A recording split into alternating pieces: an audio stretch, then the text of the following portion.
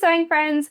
Around this time last year, I set myself up for a little wardrobe challenge where I would try out a bunch of different patterns for making up some elevated basic tops. So I called this my Not Boring Knit Top Challenge, where I looked at 6 and then ended up making 7 different patterns that all had like a little nice detail about them for kind of just like everyday basic knitwear tops that I could wear around the house, wear working from home, that felt really easy to just like throw on, would mix and match with what's already in my wardrobe, but that had something like a little bit special to it. So I just didn't feel like I was wearing the same like cotton crew neck t-shirt uniform every day. So it took me a year, but I am back with some iterations of what I actually ended up making, and I'm really excited to share with you some of like the things that I learned, my process. Not all of them were successes, I will say. I did run into some trouble, some learning points, if you will, also just like some straight up failure, like that also happened. So yeah, I'm really excited to talk through my not basic knit tops. So my initial requirements for this challenge were to find fabrics without a print on them, but that could still be interesting for a t-shirt. I was finding that with just like my regular like crew neck or scoop neck, just regular basic tees, were feeling, like I said, very boring, very much like a uniform.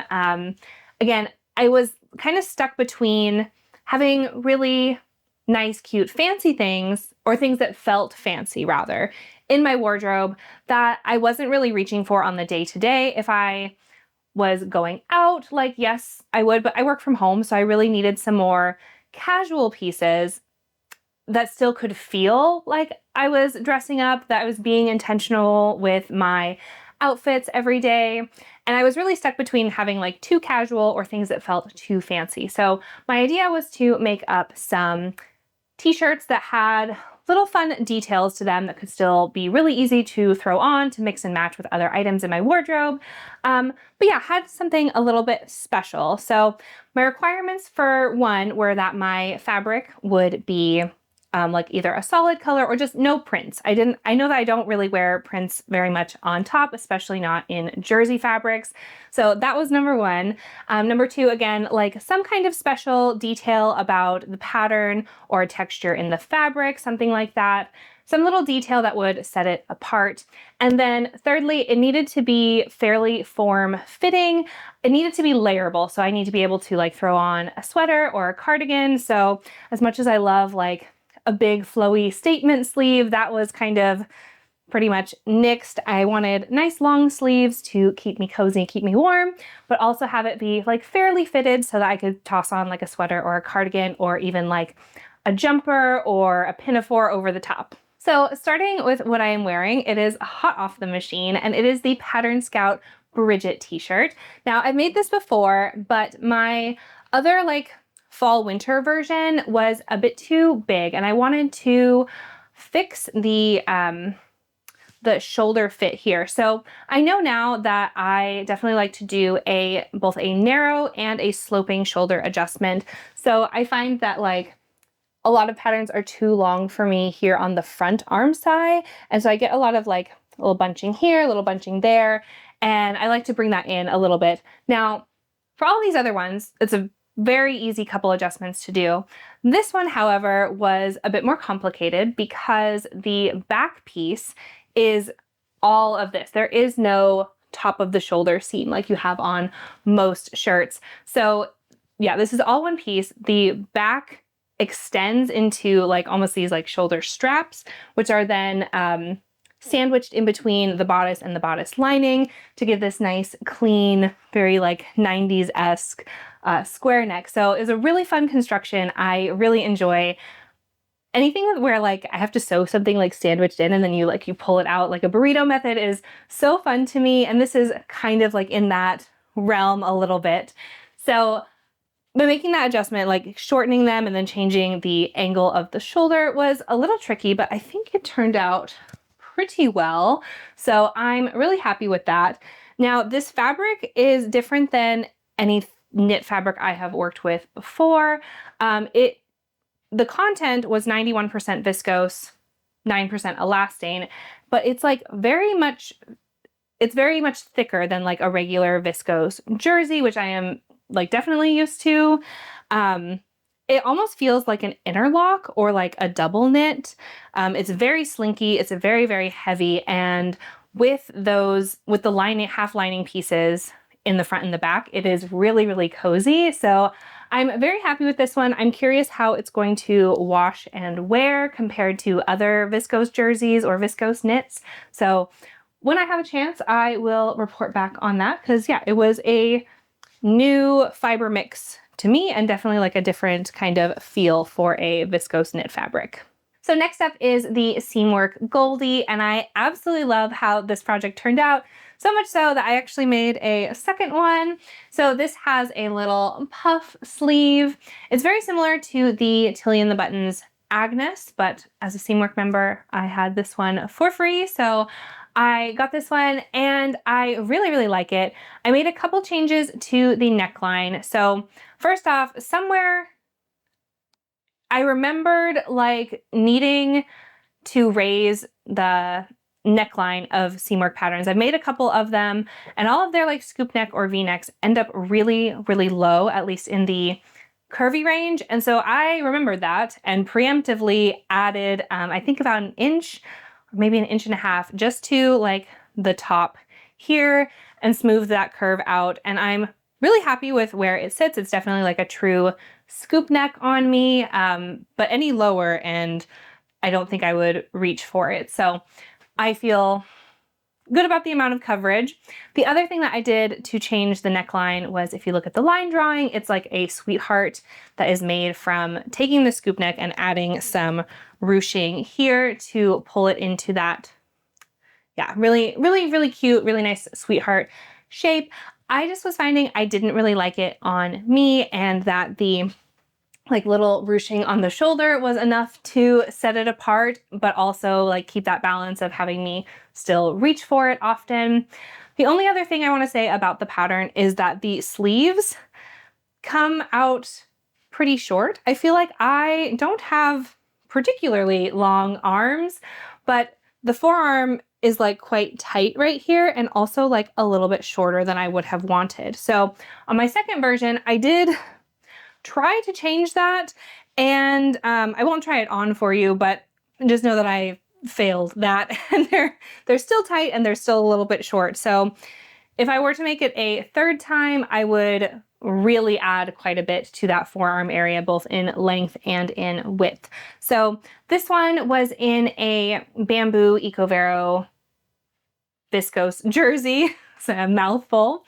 And I will say it felt really good at first, but with a few washes and wears, it's still comfortable, but it's starting to take on that kind of plastic, kind of like crunchy texture.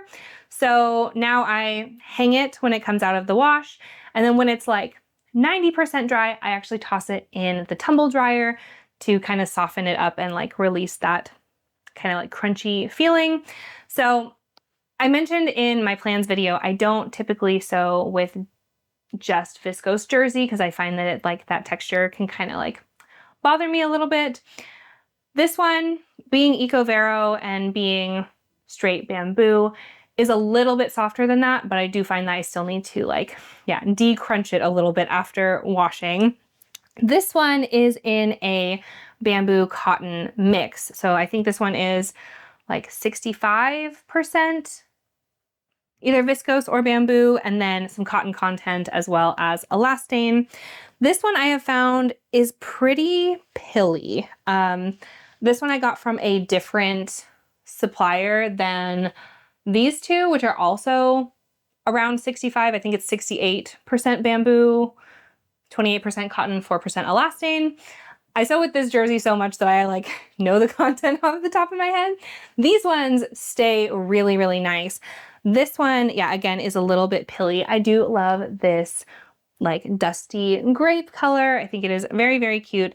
It's really nice and soft. I don't get the crunchiness on this one, but yeah, it is a bit of a bummer that like, really I've probably only worn it like 5 to 7 times.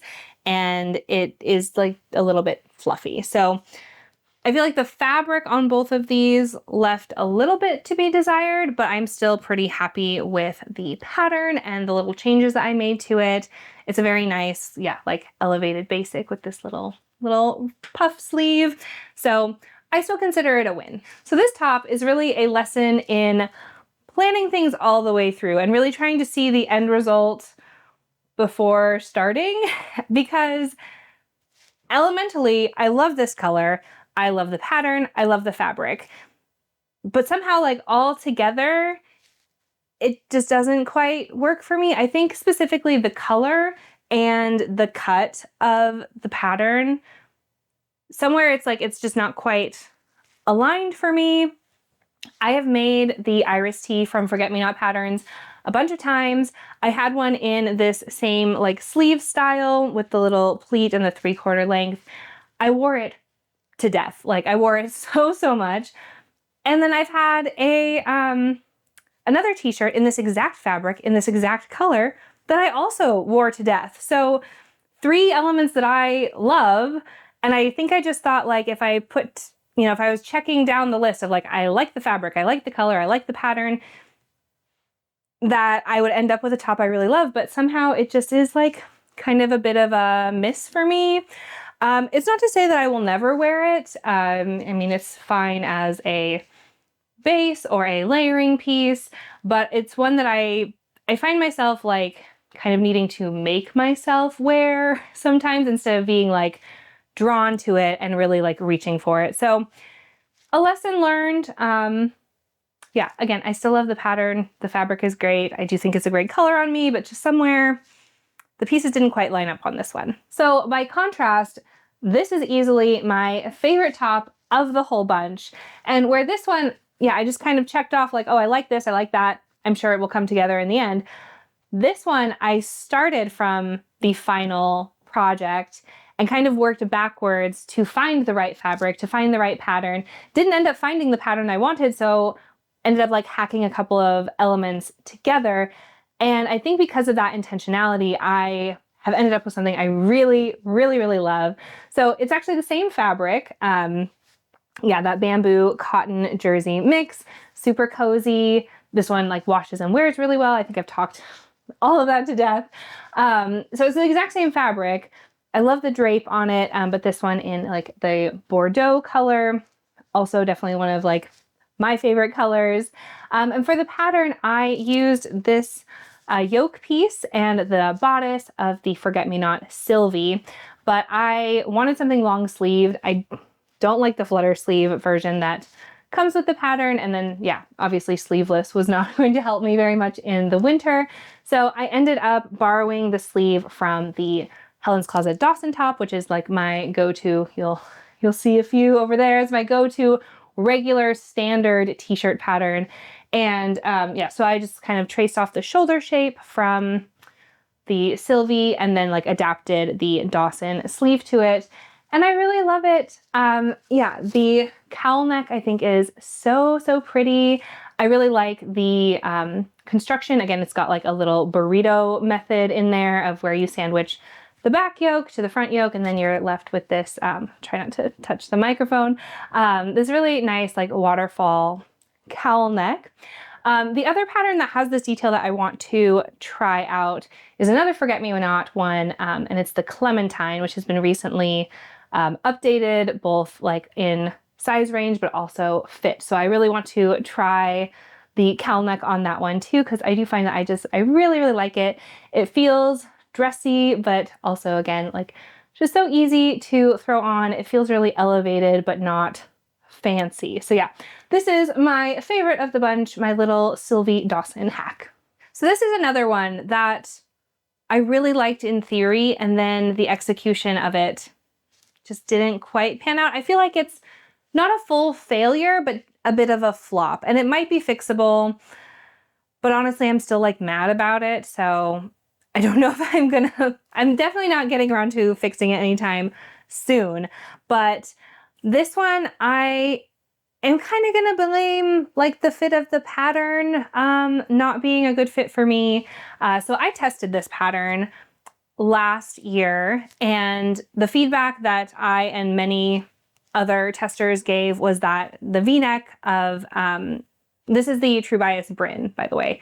The V-neck was just too low for the curvy range. And they were like, okay, we see you, we will fix that. So I printed the new pattern later when I went to set out to make this version. And even seeing it on the pattern piece, I'm like, I don't know that that's enough for me. So I raised it an additional 1.5 inches and was putting it together. It was still too low.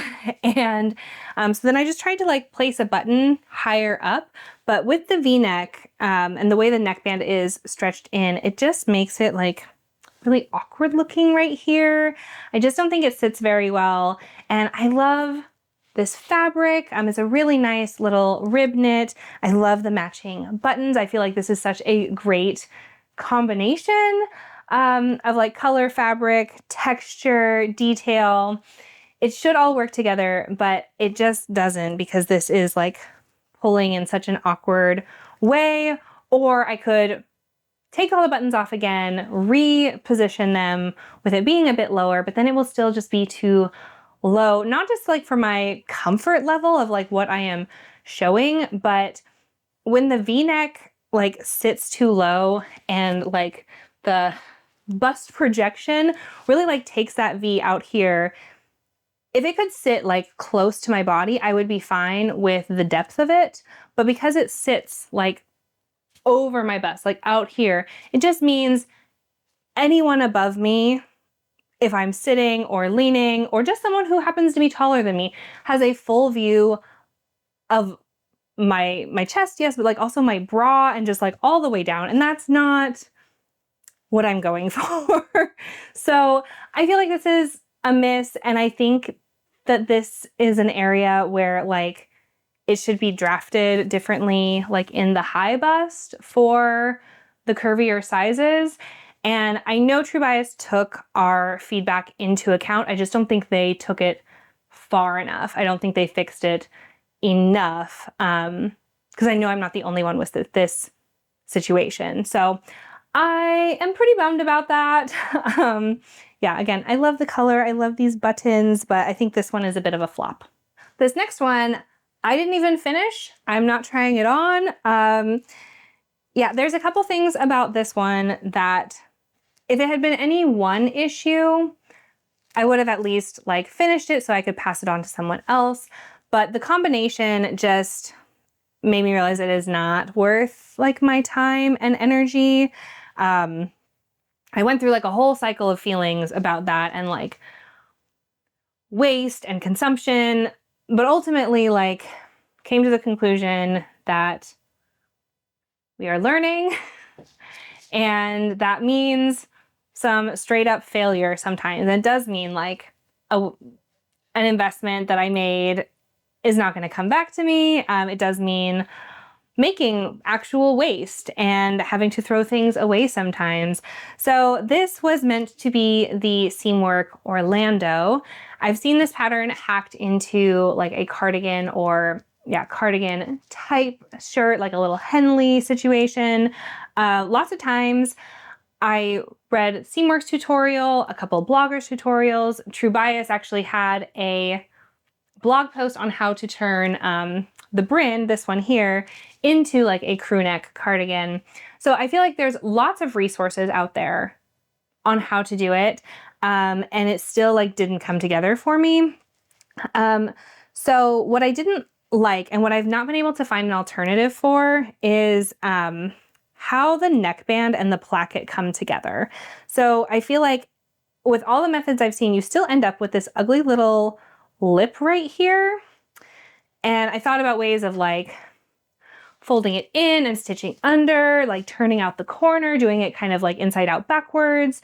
And yeah, there's a reason that no one does that because it doesn't work. But I just really don't like this. I think it looks really unprofessional. And yes, you can like stitch it down or whatever, but it just was not seeming like it was going to come together. And now that I would have like fought through, but when I tried it on, again, so low. And with a V-neck, it's one thing. Like at least like with this one, I could wear something underneath it and like have just like the little triangle of like a vest top or a tank top sticking out. With the scoop neck though, it just was very awkward. And I was like, it's not worth fussing through this issue of a neckline when at the end of the day, if it all goes right, it's still gonna sit like here and just be so awkward. So I didn't have any more of this fabric. Otherwise I would have just like raised the neckline, cut a new front and tried to work it out, but I didn't have any more. And it's really just for the best sometimes to realize like not everything is a winner.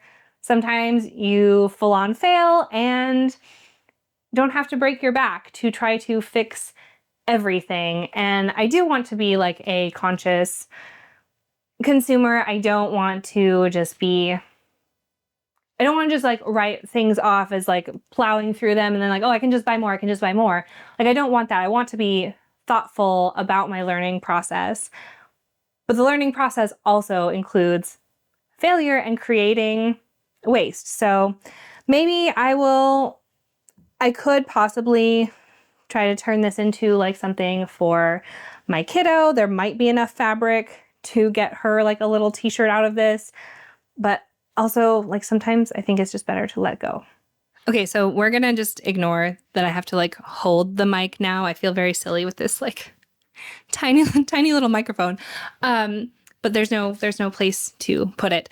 So the last two things that I made were not initially part of my plans for this little collection for this project, but I had said that I was going to do 6 patterns and look into that for this. And so when I was giving up on the Orlando fail, I decided to have a little look in my pattern and fabric stash and decided to go with a pattern that doesn't have any details, that is ultimately very, very plain. I had said in my plans video for this project that as much as I love the Helen's Closet Dawson top pattern, I have so many, it was just like too plain for what I was looking for. And I had a little think about that. And with what I set out for myself for this, my initial parameters were like just plain, solid, regular jersey. But as I was having a look around, I was like, well, I could make this very plain, very, very basic pattern in a like not so basic, textured, cool fabric. So I, in past years, was very, very anti-synthetic fibers. Basically, to me, a lot of what I had experience with was super scratchy and sweaty. And for years, I had just like sworn off all polyester, basically. But I happened to be in a lingerie store, not a lingerie store, a lingerie fabric store, very specific, and was actually like getting to touch and feel these fabrics more and realize that like, no, actually I can tell the difference between something that is going to be sweaty and scratchy and uncomfortable and something that like is going to feel really nice. And so I ended up picking up a couple of pieces, this one included, and decided to give it a try. And I am so glad I did because this is so comfortable. It is so fun. I absolutely love this like stripe dot kind of lacy combination with the little lettuce hem that I've added here. It makes me feel like modern Victorian, like pseudo historic vibes. And I really, really like it. So I'm really glad that I didn't let kind of just a previous catch-all rule stop me from trying something new. And especially that like kind of realizing for myself that like, no, I actually do have like enough fabric experience to know if something is going to feel good for me or not. So I have this one here. And again, I just really love it. I've worn this so much since I finished it. It's the perfect little extra piece to layer under like a sweater, as I've got like this little lacy part peeking out here. I really like to layer, like I have now with this black tank top underneath, so you can see like the different levels of opacity.